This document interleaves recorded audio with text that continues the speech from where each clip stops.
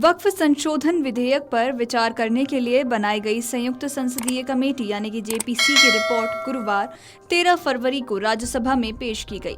इसे लेकर विपक्ष ने कड़ा विरोध दर्ज किया और संसद में भी हंगामा हो गया। विपक्ष का आरोप है कि वक्फ बिल के मसौदे पर चर्चा के दौरान जो असहमति नोट दर्ज कराया गया था वो इस रिपोर्ट में है ही नहीं।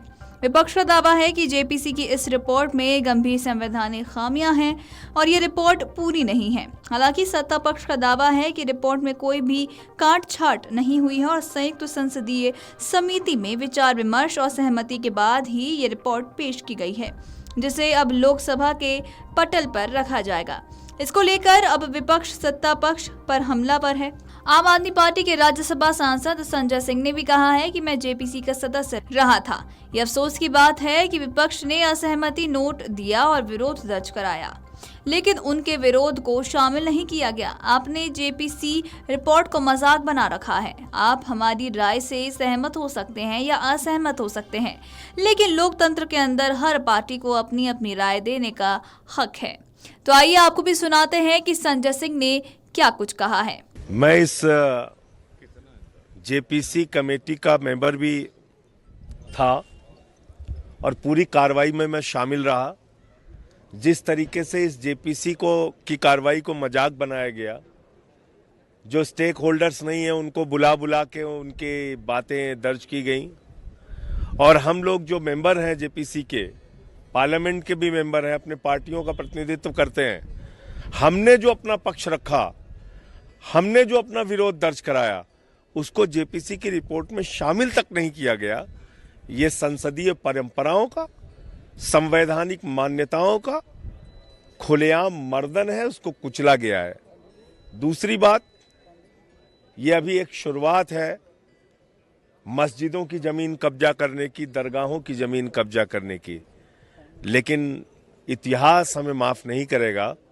और ये बात मैं आज पूरी जिम्मेदारी के साथ बोलना चाहता हूं कि आने वाले दिनों में गुरुद्वारों की जमीनें कब्जा की जाएंगी, मंदिरों की जमीनें कब्जा की जाएंगी, चर्चों की जमीनें कब्जा की जाएंगी और मोदी सरकार का एक ही मकसद है, अपने दोस्त अडानी और चंद पूंजीपतियों को सारी धार्मिक संपत्तियां और उनकी जमीनें सौंपना।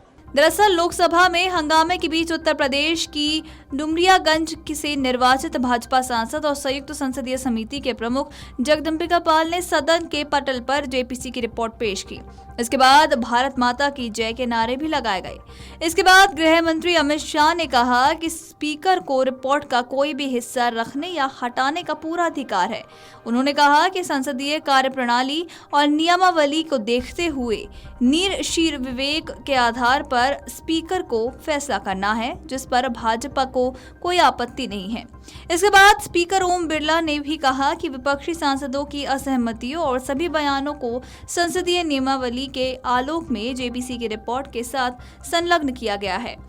राज्यसभा में जेपीसी रिपोर्ट मेधा कुलकर्णी ने पेश की। रिपोर्ट पेश होने के बाद नेता प्रतिपक्ष मल्लिकार्जुन खड़गे ने कहा कि इससे कई सदस्य असहमत हैं। खड़गे ने जेपीसी की रिपोर्ट को फर्जी और अलोकतांत्रिक करार दिया।